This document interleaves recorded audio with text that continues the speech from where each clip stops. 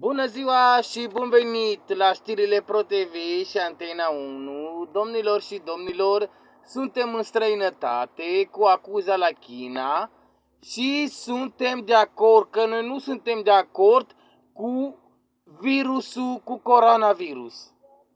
Vă rugăm frumos, noi nu avem absolut nimic, nu avem bole, nu avem absolut nimic. Vă rugăm să dați drumul la persoane, să plece persoanele acasă. Vă rugăm frumos din sufletul nostru, din inima noastră, să dați drumul la persoane, să plece persoanele acasă.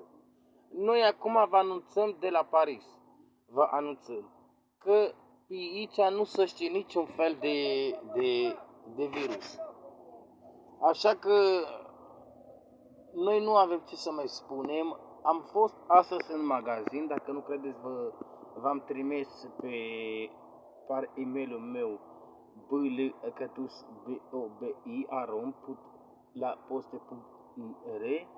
Am trimis videourile, clipuri cu oamenii care au fost astupate la gură și cu rafturile din magazin toate goale.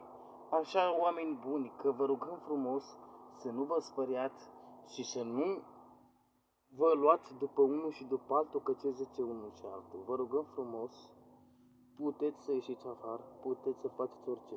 Că virus nu este. Virusul este în locul unde s-a petrecut treaba. Un doctor, să vă spun ceva, au avut niște animale, analizele de la animale. Și el, analizele de la animale, și-a făcut-o el în mână, ca să vadă că ce e la virus.